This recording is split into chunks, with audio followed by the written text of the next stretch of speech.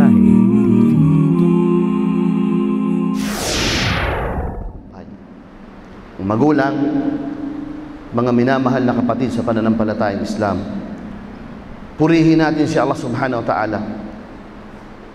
Purihin natin si Allah sa paghinayaan niya, pinahintulutan niya na magkasama-sama tayo ngayong araw na ito, na may kakayanang sumamba sa Kanya, buhay, malakas, nagpupuri sa Kanya, pagkatapos lumipas ang isang buong taon sa ating kalendaryo. Maraming nagsasabit, umuunawa na ang taong nakaraan ay masama. Sama. Iba't ibang mga salita ang sinasabi ng mga nag-aaral. Masama, malas, pangit ang taong dumaan. Ngunit paano ba natin ito titignan bilang mga Muslim? Ang sabi ni Allah subhanahu wa ta'ala sa banal na Quran, وَلَنَبْنُوَنَّكُمْ بِشَيْءٍ مِّنَ الْخَوْفِ وَالْجُوعِ وَالْنَقْصٍ مِّنَ الْأَمْوَالِ وَالْأَنفُسِ وَالثَّمَرَاتِ. Sabi ni Allah subhanahu wa ta'ala, susubukin niya tayo. Saan?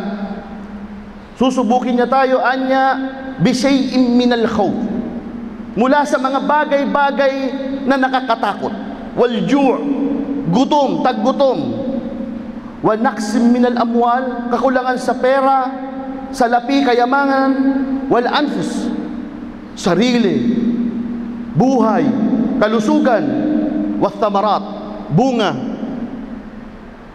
negosyo, tanim. Lahat ito sinasabi ni Allah na susubukin tayo. Pero anong sabi? Wa basyiris sabirin. Iparating nyo ang mabuting balita sa silang magsasabar. Taong nakaraan, sabi ng mga matatalino, ang nangyaring taon na ito ay maaring sa loob ng 30 hanggang 50 taon, ngayon lang nangyari sa isang buong taon na nagkasabay-sabay ang gantong kalalaking trahedya. Lindol na malalakas, baha, tagtuyot. Saan ka nakakita ng tagtuyot at may baha? Pagsabog ng bulkan, hindi isang bulkan, hindi dalawa. Sunod-sunod na mga trahedya, at ang pinakamalaki ang pandemya na kumitig na daan-daan libong tao. Isang taon naganap ito. Wala nabnuwannakum, susubukin ko sa iyo, sabi ni Allah subhanahu wa ta'ala, sa mga bagay na to. Gutom, kalusugan, takot, pararatingin ni Allah to. Pero wabashiris sabirin, wabashiris sabirin, iparating nyo ang mabuting balita sa silang nagsabar. Ano ibig sabihin ng sabar dito? Maraming uri ng sabar pag pinag-uusapan ng Sharia. Bashiris sabirin, sabar sa pagtupad sa din, sabar sa pag-iwas sa mga kasalanan, sabar sa kadar ni Allah. Maari dito ilan sa atin natamaan ng trahedya. May sakit, nawalan ng bahay sa trahedya. Pero sabar na manatili kang bilang Muslim, sabar na iwasan mo ang mga haram na hindi mo justify na kaya ka nakagawa kasi sa hirap ng buhay. Magsabar ka, sabar sa kadar ni Allah subhanahu wa ta'ala. At kapag ginawa natin to, wabashiris sabirin alladhina idha asabathum musibah qalu inna lillahi wa inna ilayhi raji'un.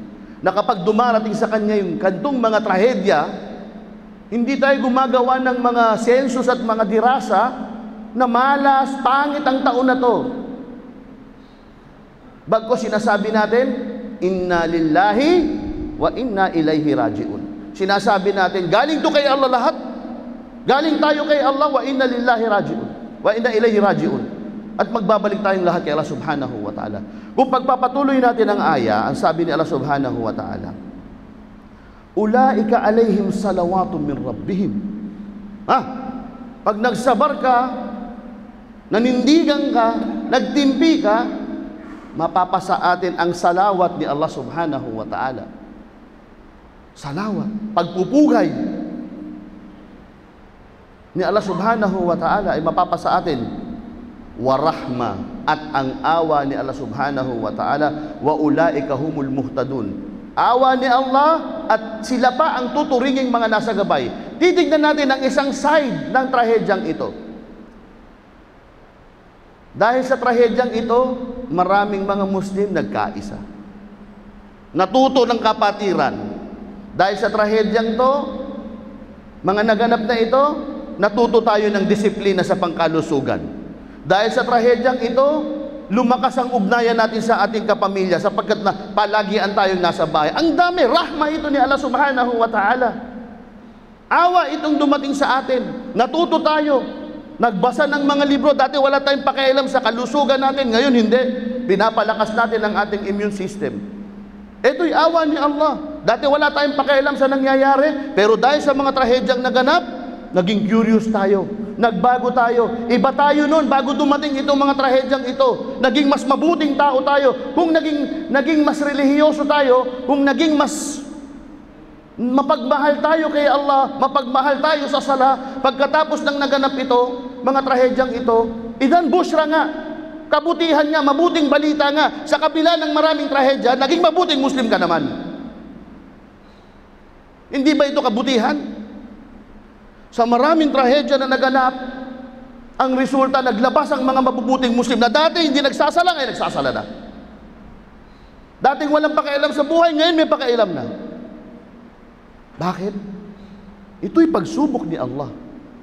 Pero sa kabila nito, sabi ni Allah, wa ma asabukum min musiba fabima kasabat aydikum. Reflection. Etong mga trahedya na to, in the other side, tayo rin ang may gawa. Tayo rin ang sumira ng paligid natin. Tayo rin ang nakalimot kay Allah subhanahu wa ta'ala. Kaya itong darating na taon na ito, magre-reflect tayo. Sapagkat tunay na ang sumira ng nakaraang taon, tayo rin. Yun ang sabi ni Allah subhanahu wa ta'ala. Kaya lang siya nagpadala ng parusa nung sinira mo, nung sinira natin, liyadikuhum ba'dul ladhi amalu la'allahum yurja'un. Kaya nga naman nagpadala si Allah pagkatapos nating sinira ang paligid natin, sinamantala natin ang ating kalikasan, iniwan natin ang ating relihiyon, kaya nga naman nagpadala ng parusa si Allah, la'allakum yarji'un. Para kayo magbalik loob, para magpaalala sa inyo. Sa isang aya, sinabi pa ni Allah subhanahu wa ta'ala, may akbar, may malaking parusa pa na ibibigay sa inyo, na pinatikim sa inyo yan para magbalik loob kayo. Kaysa pag di kayo nagbalik loob, mas may darating na mas malaking kaparusahan sa impyerno, Jahannam. Hindi ba lahat ito'y kabutihan para sa ating mga mananampalataya? Itong mga nangyayari ito. Itong parating na taon na to, magre-reflect tayo. Magbabago tayo. Sabi ni Propeta Muhammad sallallahu alaihi wasallam, "Ightanam khamsan qabla khamsin." Hadith na lagi natin binabanggit. Samantalahin ang 5 bago ang 5. Ano sabi ng Rasul sallallahu alaihi wasallam unang-una? Ang unang-una natin sasamantalahin yung syababa qabla haram. Kabataan, kalakasan natin, bago dumating na tayo mahirapan ng gampanan ng mga tungkulin natin sa relihiyon. Ito, samantalahin natin. Buhay tayo ngayon, bata pa tayo, ito gawin natin. Ano pa sabi ng Rasul sallallahu alaihi wasallam? Sihhatak qabla saqamak. Kalusugan. Kalusugan natin. Ang ginagawa natin ngayon, ito yung mga wikaya. Prevention. Para hindi tayo magkasakit. Khairun minal ilaj. Mas mainam pa sa lunas. Mas mainam na ngayon pa lang pangalagaan natin kesa kapag may sakit na tayo sa lunas ang hinahanap natin. Mas maganda protection ang hinahanap natin, ang ginagawa natin kesa lunas. Ano pa sabi ng Rasul sallallahu alaihi wasallam? Ginaka kabla fakrik. Ang iyong yaman bago ka pa maghirap. Sa mga trahedyang ito, maraming mga negosyong nagbagsakan. Maaring ilan sa atin dito na apektuhan ito. Pero kung nung tayo'y nasa kasaganahan ng negosyo at nagsasadaka tayo para sa Islam, kung dumating itong mga panahon na to, hindi ka lugi. Wallahi al-azim. Maarami sa atin, saka nakakaalala magsadaka kapag wala na yung pera niya. Kapag wala na sa kanya lang naiisip, sana nagsadaka ko. Nung meron pa, puro dunya. Hindi makapagbigay sa masjid, sa da'wah. Diba? Ang binibigay sa masjid, yung mga coins. Pag walang coins, wala na lang. Pero nung naghirap, natamaan yung negosyo, sana nagsadaka ko. Ito yung isang mga bagay na dapat natin baguhin. Sabi pa ng Rasul sallallahu alaihi wasallam, wa faragak qabla syughlik. At yung oras mo, bakanting oras mo, bago ka batatnan ng wala ka ng oras. Oras natin, trabaho, pamilya, dami. Wala nga tayong oras sa sisilbi sa Islam.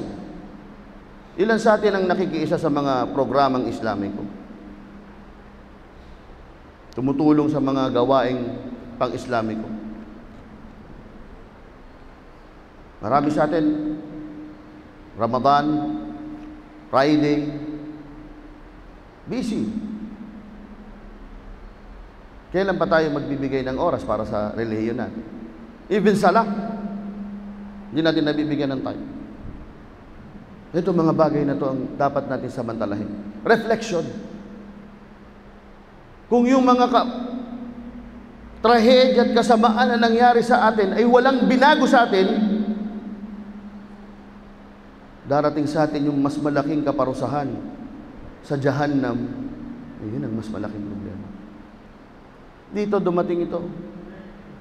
Kapag naging mabuti ka, naging maganda resulta, bushra, good tidings, mabuting balita ang darating sa iyo. Kung nakita mo yung wisdom sa likod ng mga nangyayari, mabuting balita ang darating sa iyo. At kung aasa tayo na hindi tayo nagbago dito sa mga nangyari na to, ay aalis ito ng kusa niya, hindi po, kakamali tayo. Inna Allah la yughayyiru ma biqaumin hatta yughayyiru ma bi anfusihim. Hindi babaguhin ni Allah ang kalagayan natin ngayon hanggat hindi natin binabago ang ating mga kasama. Huwag tayong umasa. Nakala natin mababago ang sitwasyon dahil akala natin may mga bakuna nang nandyan. Kalalabas lang ng bakuna. Ilang araw lang, meron na naman bagong strain ng virus. Akala ba natin itong solusyon na kamay ng tao ang magsosolusyon dito? Kung hindi tayo magbabago, huwag natin asahan babaguhin ni Allah sitwasyon natin. Pero kung magbabago tayo, kahit bukas, ikhlas tayo. Kahit ngayon, si Allah makapangyarihan. Qadir ala kulli shay. May kakayanan sa lahat ng bagay. Rabbul Alamin, Panginoon ng lahat ng mga nilalang. Sustainer. Sa Kanya tayo magbabalik. Kaya duan natin na kabilang tayo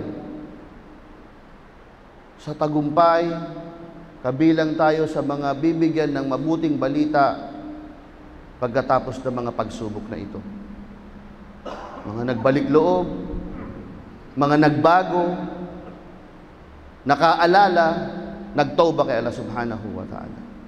Wa aqulu qawli hadha wa astaghfirullah li wa lakum wa lisa'il muslimin min kulli dhanbin fastaghfiruhu fa innahu huwal ghafur.